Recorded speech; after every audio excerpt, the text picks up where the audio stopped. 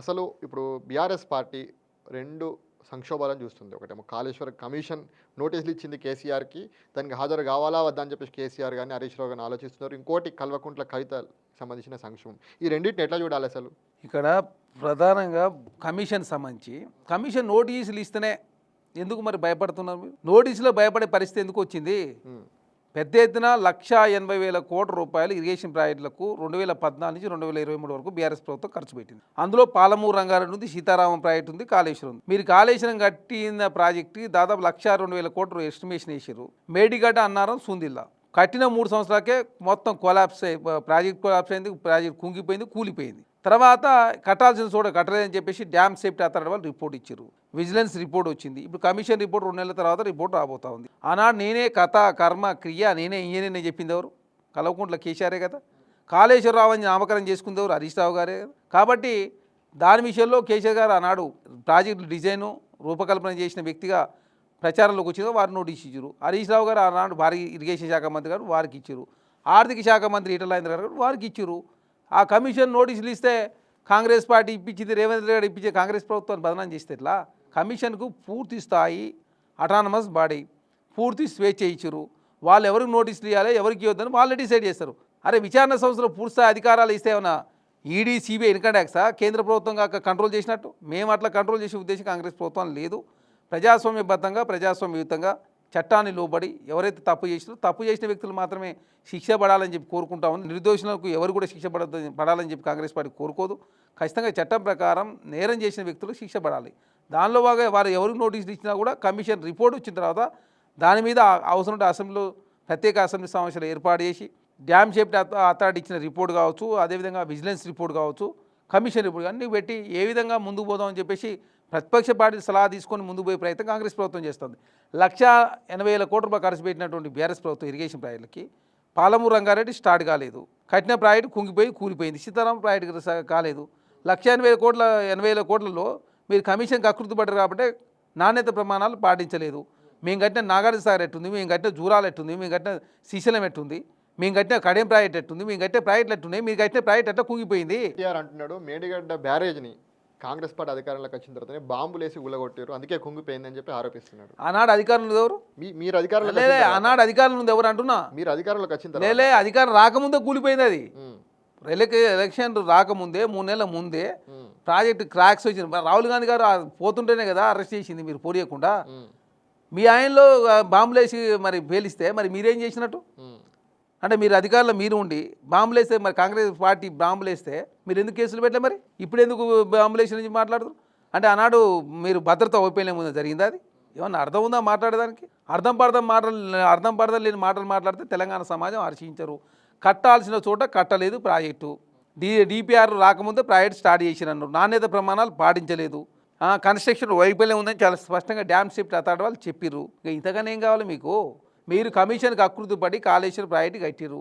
దానిలో కమిషన్ తీసుకొని 1,00,000 కోట్ల రూపాయలు, అంటే ఆనాడు వచ్చినటువంటి 10% కమిషన్ అనుకోండి. 1,80,000 కోట్లు 10% కమిషన్ అయినా కూడా 18,000 కోట్ల రూపాయలు. 18,000 కోట్ల రూపాయలు ఇప్పటికి వ్యాపారంలో పెట్టుంటే 40,000 కోట్ల రూపాయలు అయి ఉంటాయి కదా. అందుకే మీరు మీ పార్టీ అకౌంట్లో 1,515 కోట్లు ఎట్టుంటాయి? 120 సంవత్సరాల చరిత్ర గల కాంగ్రెస్ పార్టీ జాతీయ స్థాయి అకౌంట్లో ఎన్ని ఉన్నాయి పైసలు? మొన్ననే సెంట్రలైజేషన్ కమిటీ ప్రకటించింది. మీ దానిలో ఉన్నది 1,515 కోట్లు. కాంగ్రెస్ పార్టీ అకౌంట్లో ఉన్నది 900 కోట్లు. భారతీయ జనతా పార్టీ అకౌంట్లో ఉన్నది 9,000 కోట్లు. జాతీయ స్థాయిలో జాతీయ పార్టీలో అత్యంత costly party Bharatiya Janata party, ప్రాంతీయ పార్టీలో అత్యంత కాస్ట్లీ పార్టీ బీఆర్ఎస్ పార్టీ. వీళ్ళ అకౌంట్లో సంవత్సరానికి 100 కోట్ల రూపాయలు ఎఫ్డీకి ఇంట్రెస్ట్ వస్తూ ఉంది. భారతీయ జనతా పార్టీకి 700 కోట్ల రూపాయలు ఎఫ్డీకి ఇంట్రెస్ట్ వస్తూ ఉంది. మీరు ఎలక్షన్ బాండ్లు తప్పుడు మార్గాలు తీసుకుని చెప్పి సుప్రీంకోర్టు మొటకాయ వేసింది కదా, దానికి సమాధానం చెప్పి ఫస్ట్.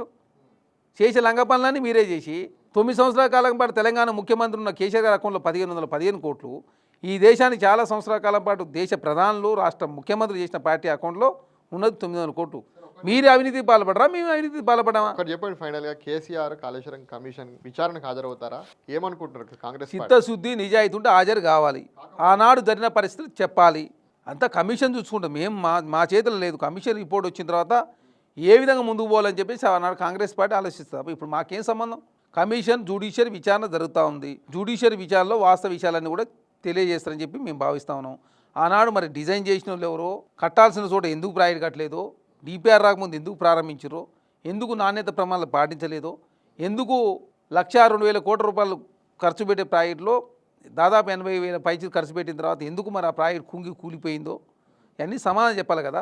తెల్లారు లేస్తే రేవంత్ రెడ్డి గారు కాళేశ్వరం మొత్తం అవినీతి జరిగింది, 1,00,000 కోట్లు లూటీ చేసిరని చెప్తున్నారు. మరి రేవంత్ రెడ్డి గారి సొంత మామ, పిల్లనిచ్చిన మామ సూదిని పద్మారెడ్డి గారు అసలు కాళేశ్వరంలో అవినీతి జరగలేదని మాట్లాడుతున్నారు. ఇది ఎట్లా చూడాలి దీన్ని? వారు అవినీతి జరగలేదంటే అవినీతి జరిగింది కాబట్టే ప్రాజెక్టు కుంగి కూలిపోయింది కదా.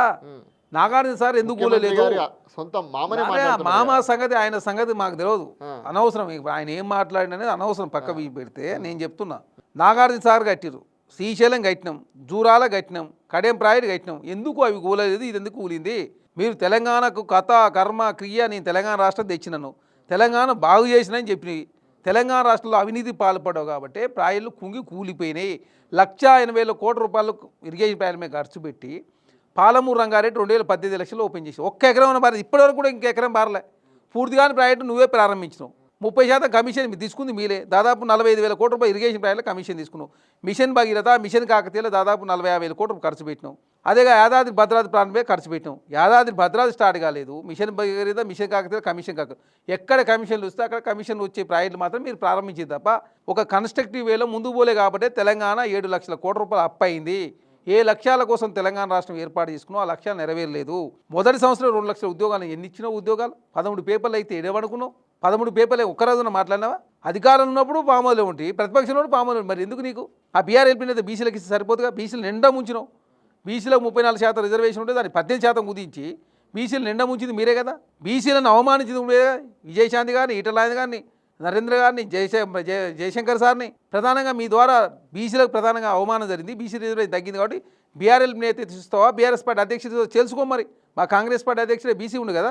కాంగ్రెస్ పార్టీ బీసీలు రిజర్వేషన్ ఇవ్వాలని చెప్పి ఒక ఏర్పాటు ఎలక్షన్లు పెట్టకుండా కేంద్రం నుంచి గ్రాంట్ రాకున్నా కూడా పర్వాలేదు కానీ బీసీలకు ఇచ్చిన మాట తప్పొద్దని చెప్పేసి మా ముఖ్యమంత్రి భావించారు కదా. మీరు చేసిన తప్పులని మీరే చేసి, చేసిన పాపాలని మీరే చేసి, తెలంగాణ నిండా ముంచి ఆగమాగం చేసి, తెలంగాణ దోసుకొని ప్రతి సంవత్సరం నెల 600 కోట్ల రూపాయలు రాష్ట్ర ప్రభుత్వం అప్పు కోటి గట్లు ఇస్తూ ఉంది. కాళేశ్వరం ఒక బూటక ప్రాజెక్టు నువ్వు కట్టాల్సిన కాడ 9 దగ్గర కట్టి ఉంటే ఈరోజు 30-40 కోట్ల రూపాయలతో ఖర్చు అయ్యేది కదా. మేము కట్టినట్టు శ్రీపాద ఎల్లంపల్లి ప్రాజెక్టు మూలంగానే సూర్యాపేట వరకు నీళ్ళు వస్తుంటే, మేము కట్టిన మేడిగడ్డ అన్నారం సుందిల ద్వారా వస్తుందని చెప్పి తెలంగాణ సమాజం తప్పుదారి పట్టించి 2018 ఎలక్షన్లో మేలు జరిగేటట్టు మీరే మేలు జరిగేటట్టు చేసుకురు కదా. మేము కాదు కదా చేసింది. అదే కాకుండా ప్రాణహిత, సుజల ప్రాణహిత అంబేద్కర్ ప్రాజెక్టు పేరును మార్చింది మీరే కదా. చేసిన పాపాలని మీరే చేసి తెలంగాణ సమాజాన్ని అవమానిస్తూ తెలంగాణ సమాజాన్ని అడ్డం పెట్టుకొని పైసలు సంపాదించి ఇప్పుడు కాంగ్రెస్ ప్రభుత్వం విషయం చెబితే ఎట్లా?